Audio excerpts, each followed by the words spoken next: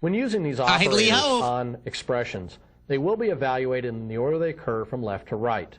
However, there is an order to the precedence of each of these different operators. Let's take a look at that.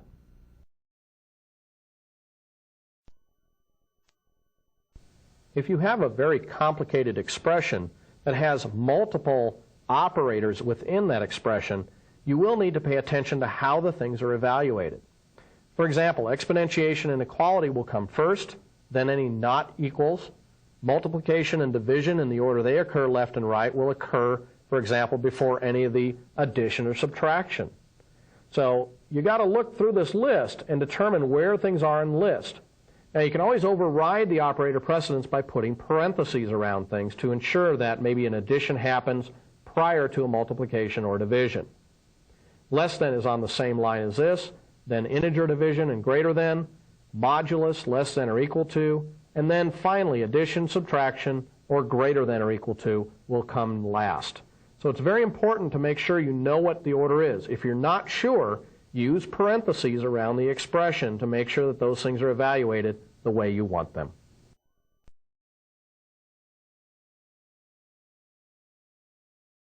Okay, let's now take a look at constants. Constants are values that do not change, that you may use for a magic number, something that your user says will never change, but we know it probably will.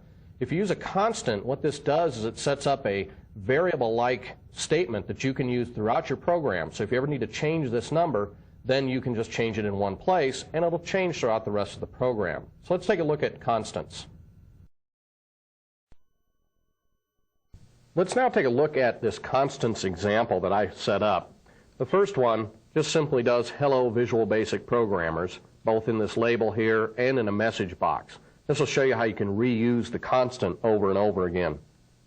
I've also set up a constant for pi, for example, and we can also set up what are called global constants. So constants are very much like the other variables that we have in that they have a data type and they have a scope. So if we look at the first example here under hello, what we'll see is that I have created a constant, and I usually prefix it with con for constant hello as a string, but this time with constants you can actually assign a default value to it. And in this case I've set it equal to hello Visual Basic Programmers. Now you can see how I can use this constant over and over again. One time to put it into a label, and one time to pass it to a message box statement. So basically if I ever wanted to change this, I change this in one place. I don't have to change it here and here. The next example shows how you're going to use a module level constant that I've set up called mcon pi. So if we go to the general declarations area, you can see I've set up a module level constant here, mcon pi, as a double, and it's equal to 3.14. The last example uses a global constant, gcon error underscore message.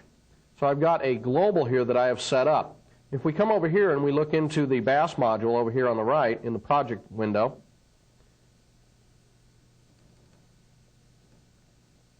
we should find in this code module a global constant. Public constant gcon error message, once again as a string, and we assign it a value. This value is an error. Now these are just dummy values, but it gets the point across how you can create both locally, module level, and globally scoped constants.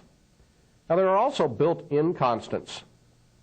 Built-in constants are used in Visual Basic, and there's a lot of them that we have. If I press F2 to bring up the object browser, you'll see a lot of different areas here called the alignment constants. They all start with VB, and then they have some other mnemonic after them. So in this case, VB center, VB left justify, and VB right justify might be used for an alignment property. So there's a lot of these different constants around, and you'll need these as you start learning some of the different tools. We'll take more in-depth look at these a little later on in the course.